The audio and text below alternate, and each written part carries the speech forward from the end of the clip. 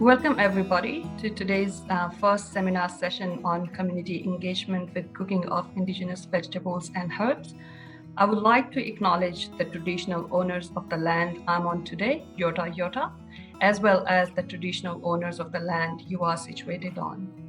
I would also like to pay respect to the elders, both past and present, and extend that respect to other Indigenous Australians present. This project explores the pathways for Indigenous leafy greens and herbs into mainstream crop cultivation with the aim of modeling the supply chain from paddock to plate inclusion. Food insecurity in Australia does exist. Nearly 4 million people in 2018 in that particular year were reported food insecure. We definitely have to look for enriched agrobiodiversity within food production systems to improve access to nutritionally rich food sources and increase dietary diversities. It's clearly been demonstrated through Indigenous knowledge or through research being done around that wild Indigenous plants, fruit trees, and animal species need to be part of diversified diets. We also looked for nutritional analysis of some of the crops we were growing. And if you have a quick glance from macro to micronutrients, you will see that all of them are in higher range for variable green as compared to spinach. Similarly, we found for a couple of other crops that they had a rich macro and micronutrient profile.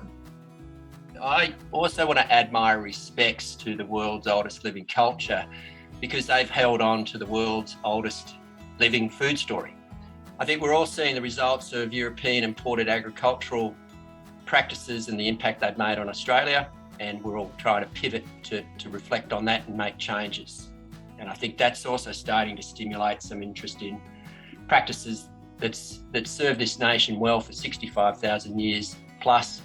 How can we learn and listen to the stories of those practices to reimagine those in this altered and changed landscape? In our little way at Black Duck Foods, we've been inundated, sort of filming some of the activities that we've undertaken on the farm and showcasing that. So our contribution, along with many, many hundreds of other Indigenous organisations, is not only able to tell that story in the written form, but through different sorts of mediums. So digital media and social media stories is an important mechanism to get that story out in a medium that all people can see and all people can relate to. So it's no surprise that this demand for traditional foods is on the increase. It is important, though, to really reflect on where that sits at the moment. Here is to our shame as a nation that despite this growing demand, that First Nations people through the whole food chain get less than 1% of the revenue from those traditional foods. So whilst we applaud demand, the actual mechanisms to get that to table are something that should shock us all and make us reflect on what are we buying and what is the story behind that purchase. We've been doing a lot of work with tubers, root vegetables, both Murnon, yam daisy, vanilla lily, bulbine lily, but also the orchids.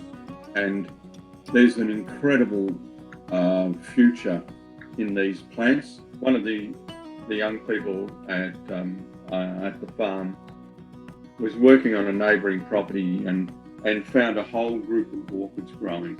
And they're the Golden Moth orchid. And they were all across this paddock that we had burnt earlier in the year.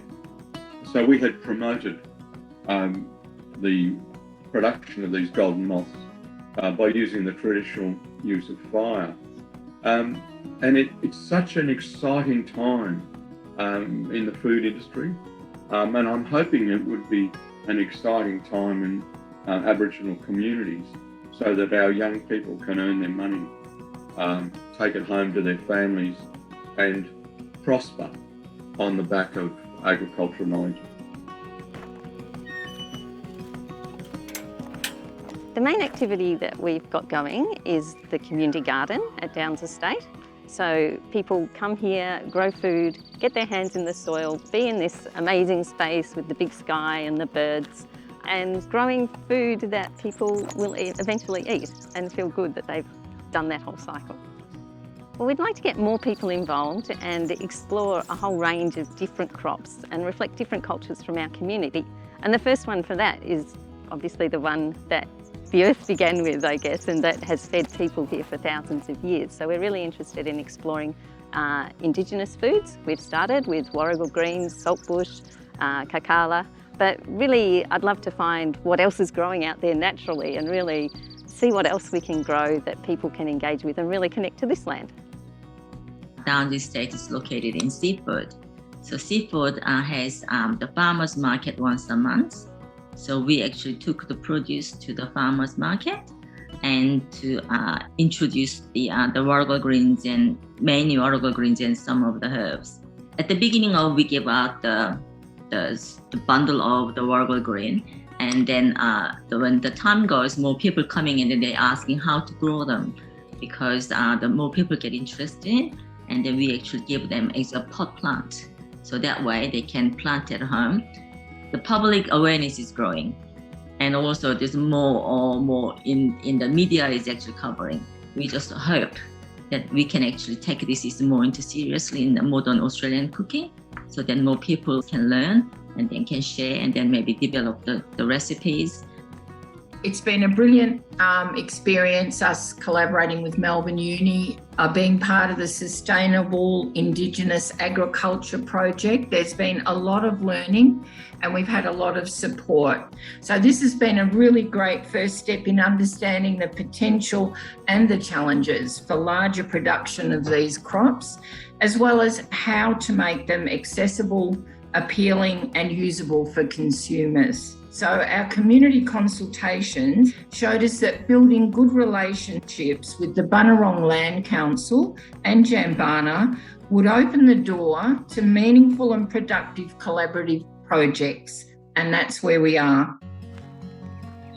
In the late 1990s, some local elders came together and decided that they would like to have a culturally safe space for Aboriginal and Torres Strait Islander people to come together to yarn and celebrate our culture, and this is what we now have, is now Marginbana. One of the many activities that we do is actually a cooking workshop, which has been so successful with the adults, where we incorporate native ingredients, that we've now started a cooking for the youth, which is targeted at our 2 to 12-year-olds, and it's encouraging them to become strong leaders because they are the elders of our future. So what we're doing today is a ricotta warrigal greens gnocchi. Warrigal greens aren't the only thing that has oxalates, right? So don't be frightened by it. Just make sure you blanch your greens and you're totally fine. I want to be able to roll it out, but you'll put a little bit of flour on your hands. Start off, it's like salt and any seasoning. Start off with a little bit and build up. All that has to happen now with this gnocchi, right, is you throw it in the water, and when it comes to the boil, then I just scoop them out and put them onto a plate. And then I'll warm up my sauce and toss them through. Along comes my new kind of discovery pig face. I want to have a little bit of crunch, I want to have a burst in my mouth. I'm just going to spoon that on like that, and I just feel like, you know, as chefs we're always looking for something new, and that's these native ingredients. This has a provenance story. Kerry? Yes. You can grab a fork and have a try if you like. And I might say to everyone, thanks for joining us. And Doran, I'm sure you'll have a few things to say after, but we'll let these guys try. Off you go.